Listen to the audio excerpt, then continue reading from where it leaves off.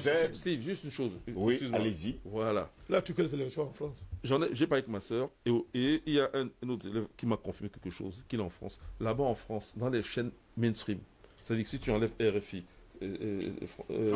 France 24 et TV5 Monde, dans les chaînes en France même, LCI, BFM, tout ça là, antenne de la France 2, ils ne parlent pas du sommet Macron. Et justement, c'est le gros problème que nous avons. Qu'est-ce qu'on fait maintenant, docteur Edimo, quand on sait pertinemment aujourd'hui que personne n'a conféré à Macron, il faut le dire ainsi, le mandat de porte-parole du continent africain? Ce qu'on fait, je pense qu'on parle. Nous faisons un travail qui n'est pas mauvais, qui est même important. Il faut continuer à parler, expliquer aux gens ce qu'est la France, qui représente Macron, quelles valeurs il défend. C'est ce qu'on essaye de faire. Il ne représente rien, il représente le mal, et le mal s'introduit toujours. Il ne faut pas l'appeler. Lui, il est toujours présent. Il va parler. Qui lui a demandé d'arriver au Tchad? Personne. Mais il arrive partout. Pourquoi il arrive? Parce qu'il faut qu'il soit là. S'il n'est pas là... C'est crime l'appel. C'est crime. Parce qu'en fait, lui, il est perdu. Il est un peu perdu. Il est perturbé. Tant qu'il n'est pas dans des situations de mal, il ne trouve pas son équilibre. Donc, en fait, il dépend d'une sphère... C'est dantesque. Une sphère un peu diabolique, totalement diabolique, qui l'oriente, qui lui dit, ben, écoutez, après avoir travaillé sur Lazare et sur l'autre, Areva, parce qu'il a travaillé dans toutes ces histoires. Hein? Donc, il a été partout, là, ce monsieur, dans tout ce qui exploite l'Afrique.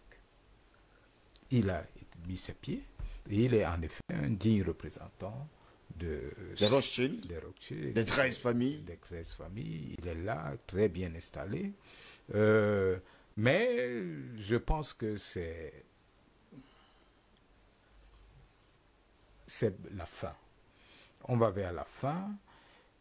Il faut à un moment donné qu'on pense à organiser des cultes, des séances de prière, d'exorcisme pour ce genre de personnes qui sont totalement perdues, qui ont un rôle important, mais qui ne méritent même pas de gérer des petits-enfants. Comment est-ce que tu peux expliquer que quelqu'un épouse quelqu'un de son âge et il parle devant les gens? Quelqu'un qui n'est pas de sa génération. Tu vas l'épouser. Tu es quel modèle? Ça existe où? Moi, je ne connais pas ça. Il est le modèle occidental. Le modèle occidental. Nous, on ne connaît pas ce genre de choses, c'est vrai. Il est libre de faire comme il veut. Mais nous, ici, en Afrique, on n'épouse pas les aînés. On n'épouse pas les aînés. Pourquoi on n'épouse pas les aînés? Parce que c'est satanique. Une aînée ne peut pas t'aider. Un homme normal épouse une femme qui est plus jeune. Parce que la femme, dans la création, est généralement l'aînée de l'homme. Donc quand tu prends quelqu'un de plus, tu as pris le diable toi-même. Tu marches avec le diable dans tous les sens. Et je pense que, mais c'est sérieux, à un moment donné, vous qui organisez des émissions, vous devez aussi penser à cela, organiser des cultes, des prières, des exorcismes. Il faut exorciser des gens. Donc moi qui prépare toujours l'émission, il faut que j'y pense en fait. Il faut penser à cela.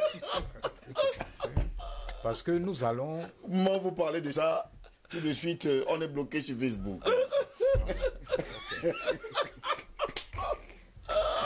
Désolé mais bon, il fallait quand même faire sourire un peu. Albert Latola ici, terminons rapidement, vous avez le mot de fin. Et bien maintenant la page Facebook est noire. Ben, écoutez, est-ce que vous voulez les prières pour Emmanuel Macron? Allons-y. Écoutez, c'est la preuve que ça fait très mal. Hier, hier, j'ai convoqué Ouais. dans un autre débat Ouais. les 3 commissions latérales. Ouais. J'ai également convoqué le business plan. Donc, ce que M. Macron fait, ça fait partie